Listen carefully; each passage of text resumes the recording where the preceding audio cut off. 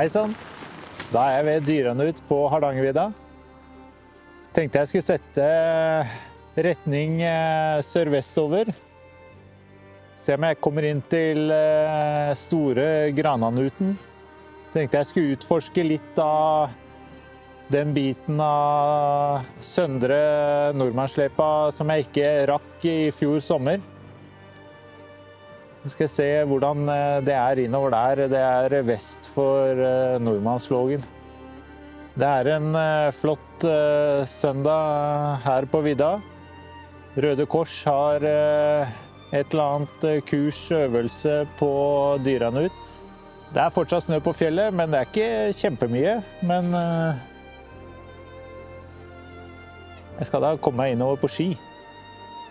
Så er det jo litt gøy da, det er sånne som driver og kiter på snøen, det er litt spennende.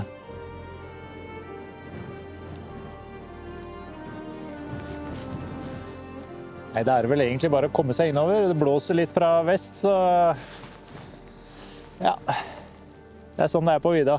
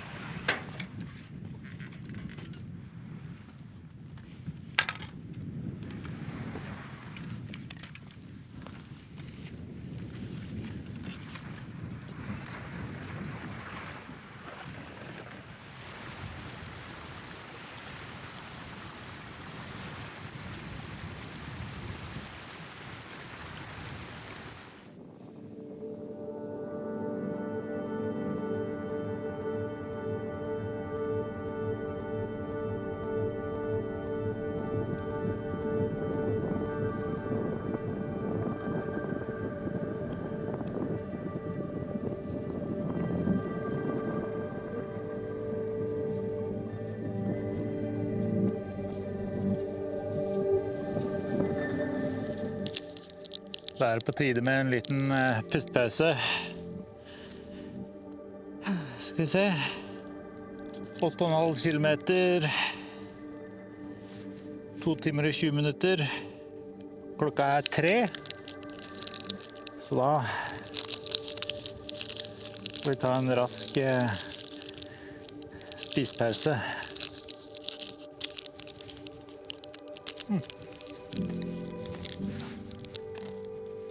Det er deilig å kunne nyte fjellet litt sånn som i dag også, i forhold til forrige tur til Høljebråtet. Det er påskestemning i fjellet. Det smelter fort, altså, for det er ikke mye snø her. Se hvor fort busker og steinknauser og stein stikker opp her.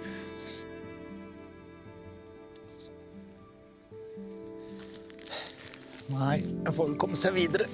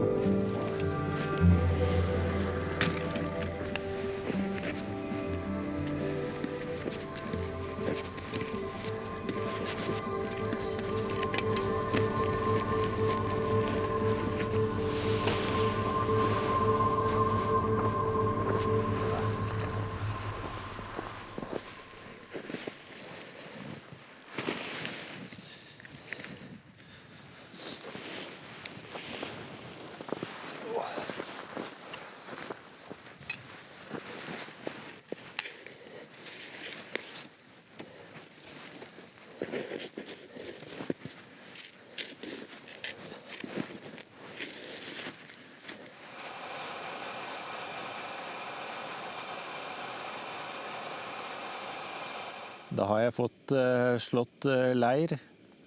Det ble 2 mil hit, 5 timer og 3 kvarter, så nå kjenner jeg at beina egentlig klare for å hvile litt. Det var en grei kjøretur opp til fjellet i tillegg når jeg startet så tidlig, så det har vært en lang dag. Jeg kom ikke helt fram til målet mitt, så jeg en 4-5 kilometer unna. Men jeg tenker jeg får se i morgen hvordan været men om jeg beholder dette som en base, så tar jeg heller og utforsker litt mer i morgen. Så nå sitter jeg egentlig bare og venter på at maten skal varme seg. Svenske kjøttboller. Jeg var heldig og hadde været med meg i dag, men det skal vel grå litt mer til i morgen. Kanskje litt snø også. Så vi får se. Det skal i hvert fall bli godt å få i seg litt mat også, og legge seg ut i horisontalen. Det kjenner jeg skal bli godt.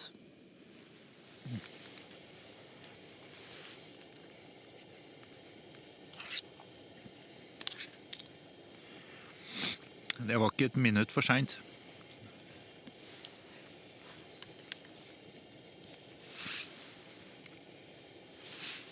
Kvart over 8. Forsvant et jafs.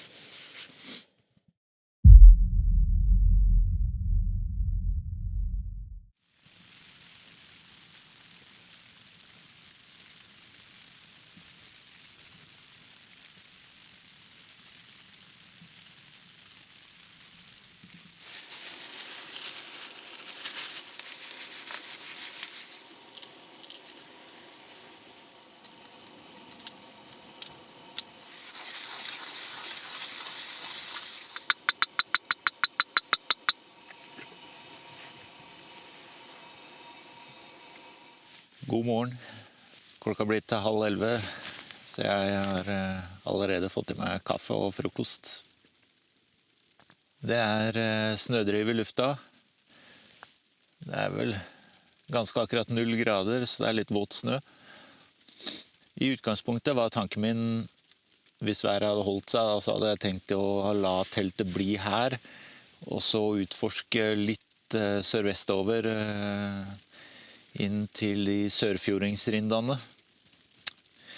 Men med tanke på det været her, så tar jeg heller og pakker med meg teltet, og så tar det med ned dit, og så slår jeg leir der i kveld, eller i ettermiddag. I stad, så jeg har jo hørt snøen drive sånn og så liksom falle ned på teltet, men jeg synes det var en litt sånn annen rar rasling inne i teltet. Så bare, hva det her for noe? Så tittet jeg, og i forteltet var det jaggu ikke en mus som hadde kommet inn, gitt. Han pila fort av sted igjen, så jeg håper han spratt ut igjen, men nei.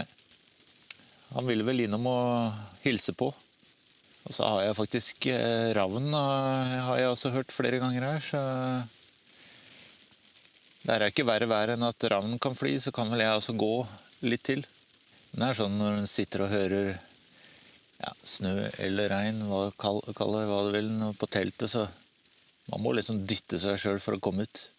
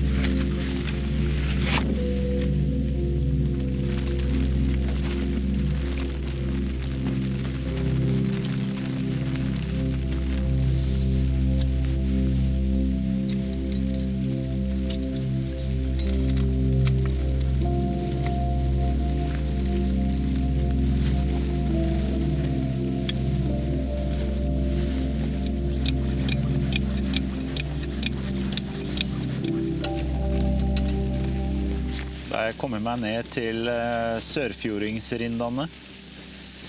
Det fortsatt ganske bra med snøvær og til grader whiteout, så jeg satte opp teltet der jeg hadde tenkt, og så får vi se om det letter litt i kveldinga eller i morgen.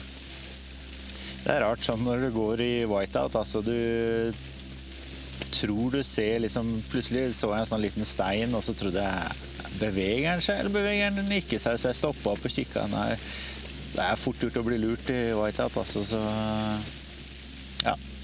Det deilig å komme inn i teltet igjen, så nå tenkte jeg skulle få startet brenneren.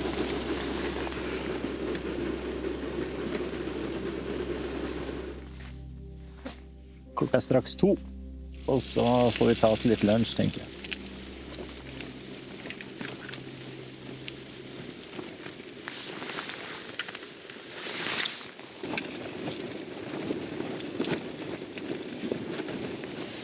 Skikkelig vinneroppskrift. Polarbrød, speilegg og spekeskinke på fjellet.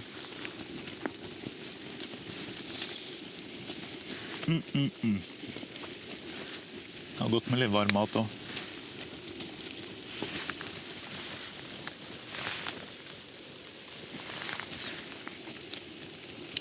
Selv om det 7 grader inne i teltet, men jeg i hvert fall glad jeg ikke lot teltet stå igjen og så begynne å utforske i det været som nå. Jeg hadde risikert ikke finne igjen teltet med tanke på whiteout og alt sånt nå. Nei, det var nok lurest å ta det med seg. Spørs nok ikke om dette ble middagen for i dag, altså. Jeg synes det var rart med den der musa som drev og fløy i teltet her i dag tidlig, altså. Jeg har aldri opplevd før. Han ville vel komme seg inn i le bitte litt, da. Det var guffent. Da har det blitt mer eller mindre en hel ettermiddag og kveld i teltet. Så nå det litt kveldskakao, og så tenkte jeg skulle ta meg litt kveldsmat. 2 kjappe polarbrød. Den var rikelig lunsj i dag, så jeg orker ikke masse middag. Det høres ut som snøen har gitt seg bitte litt. Så den skal gi seg i morgen tidlig, så det hadde passet fint med planene mine.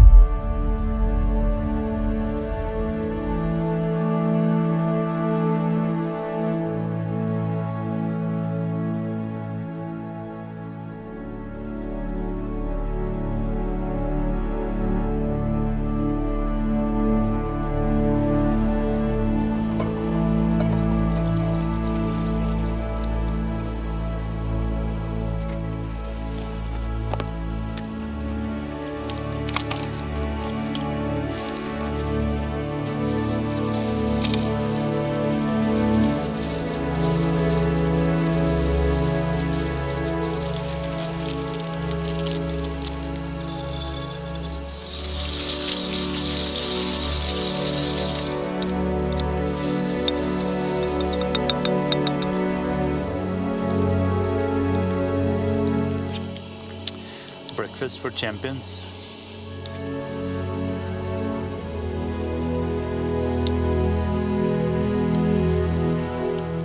Sånn. Da sitter vi godt til rette med kaffen og kaniten.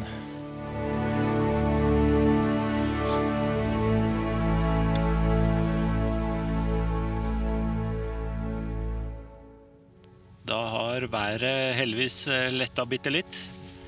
Det litt bedre sikt i dag, så jeg skal ta en rask skitur ned til Viersla.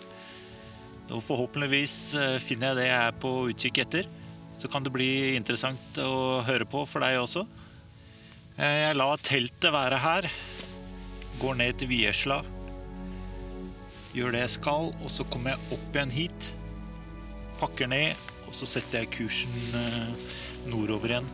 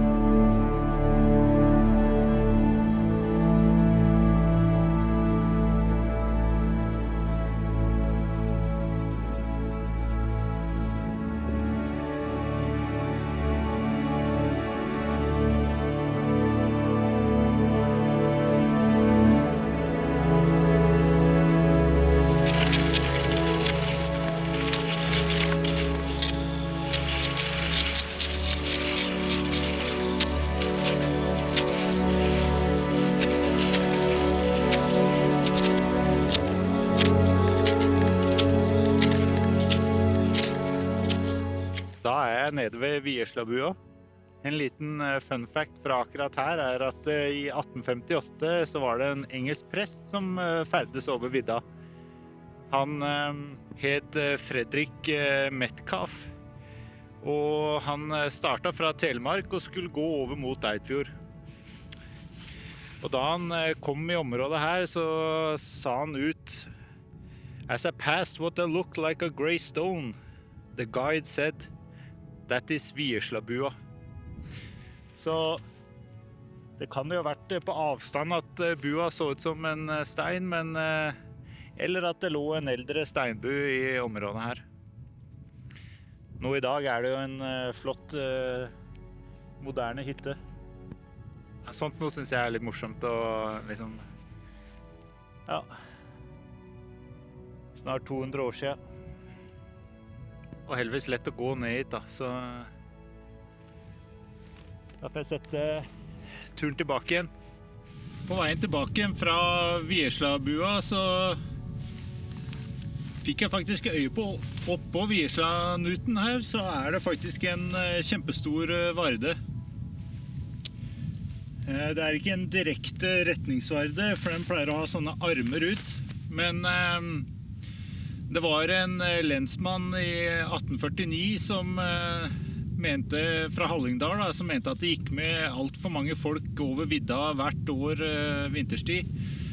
Så han satte i gang et prosjekt hvor både Eidfjord og Hallingdalssida samarbeidet og delte på kostnadene ved å få bygge 40 sånne store varder tvers over vidda. Det var i hvert fall en Ole Bottolfsen Øvremyra fra Hol. Han fikk 15 spesidaler og 20 ort for jobben. Og i dagens omregning så er det ca. 4000 kroner. Jeg vet ikke hvor lenge han brukte, men jobben han har gjort var i hvert fall imponerende. De står her nesten 200 år etterpå. Jeg er vanligvis ikke en som må opp på fjelltopper, men akkurat når jeg så denne her, så var det ikke noe valg. Altså. Da måtte jeg komme opp. Så var det jo, jeg vet ikke, noen som har lagt igjen et stakkars lemen på toppen her. Jeg vet ikke om det er en ørn eller noen som har glemt den igjen. Den er i hvert fall god frossen. Ja, det var morsomt. Så kan vi se bortover til Sandhaug også, utover Store Nordmannslågen. Jeg hadde håpet litt mer klare vei, så kunne vi se innover til Hårteigen, men ja. Jeg skal ikke klage på det været her, altså at det er såpass klart. Det er nydelig. Wow.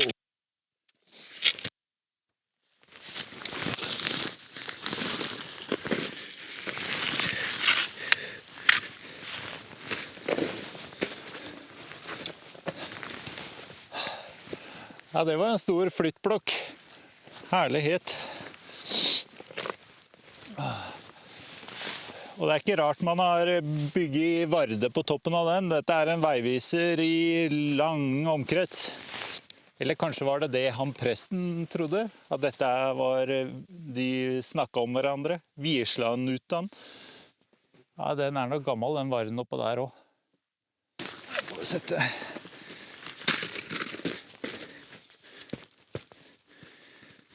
nesa tilbake igjen til teltet.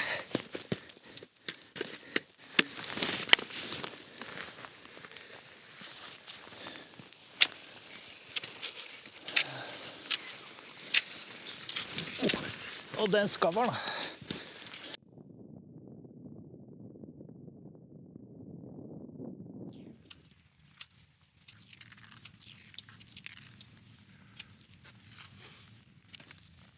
Der har klokka blitt 12. Det var 5,5 kilometer. Det var borte 1,5 time cirka. Det som er positivt er at teltet har faktisk tørka bitte litt. Det er litt kondens på innsiden ennå, men det får vi bare tåle. Det var jo kaldt i natt, så da frøys det på. Så nå bare kommer spørsmålet om jeg skal Spiser lunsj nå før jeg pakker ned og drar videre. Heller det enn å bli sulten bort i bakken her. Jeg tror jeg gjør det. Og så ble jeg litt klam på ryggen av de bakkene opp til bakken. Det er kanskje greit å få lufta seg bitte litt.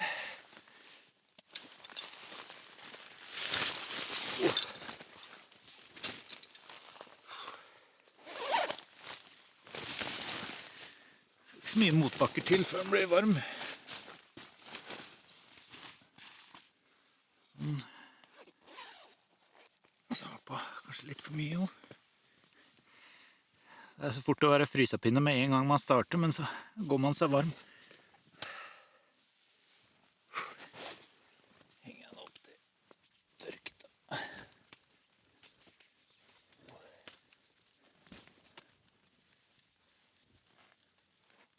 Sånn.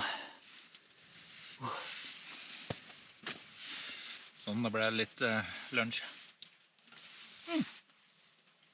What?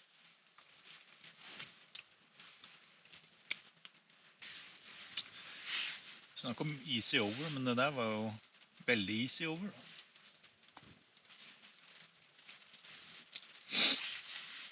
Heldigvis ikke helfrosne egg og bananer på denne turen her.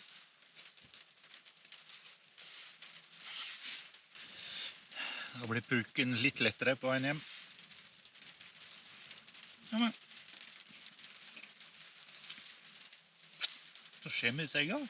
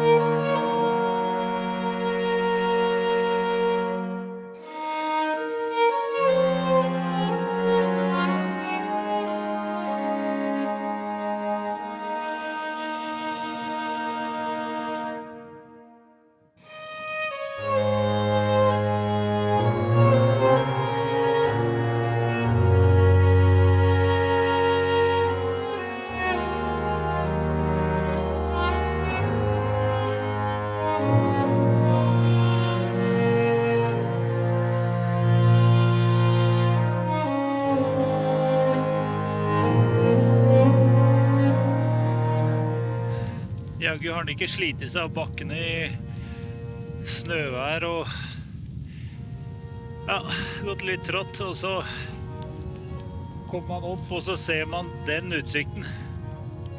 Det er herlig.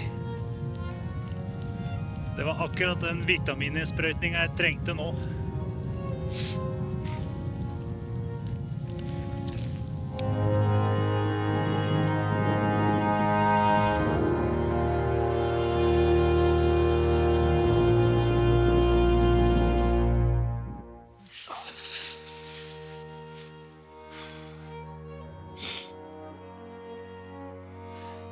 Og 4 timer, 15 kilometer.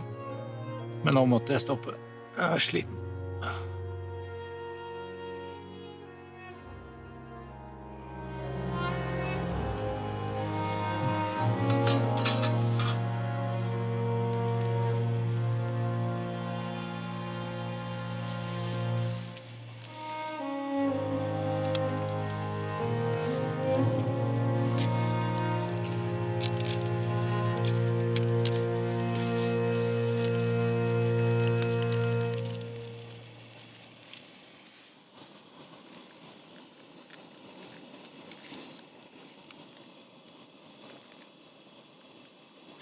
Da er middagen klar.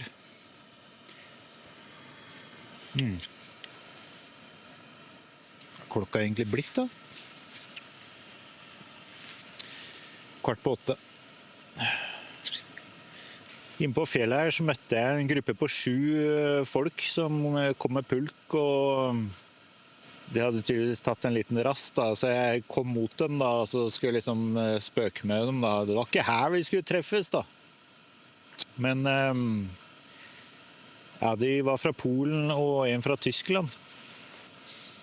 Så de skulle egentlig prøve å komme seg innover mot Hårteigen. Jeg var i hvert fall glad jeg tok og spiste før jeg dro, for det begynte å sånn snø og blåste kaldt.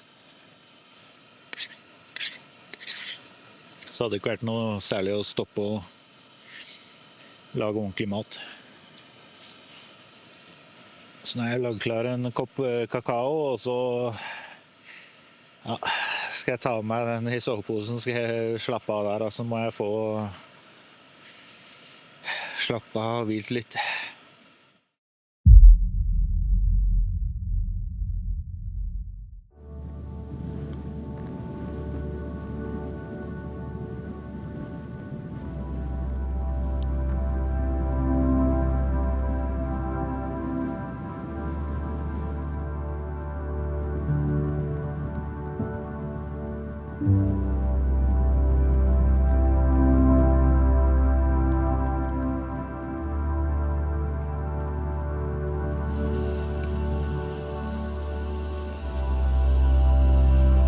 God morgen. Da har jeg fått begynt på frokosten og venter på at kaffen skal gjøre seg ferdig. Det er ikke helt sol og påske ennå, men det skal bli bedre utover dagen. Det blir sikkert fint vær innen jeg kommer fram til bilen. Jeg har hva er det jeg så? Det var ca. 7 kilometer tilbake til bilen. Ja, nå ser det som kaffen er straks klar, så får jeg skynde meg å spise opp. Ja, det er ulempen med filterkaffe. Du må passe på å bli kvitt gruten. Smak på den kaffen, da.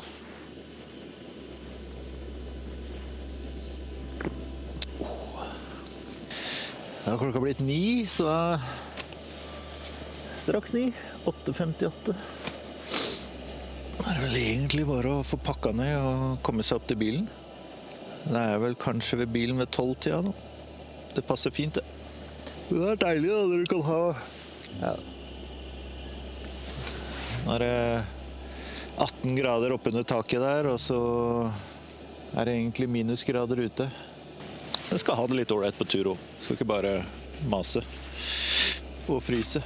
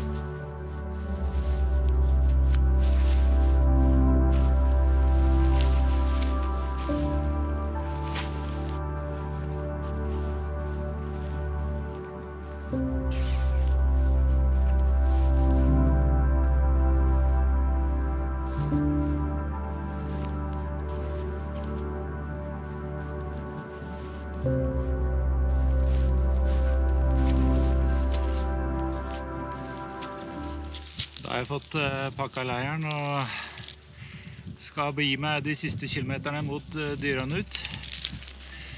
Da får vi håpe det går greit. Yes.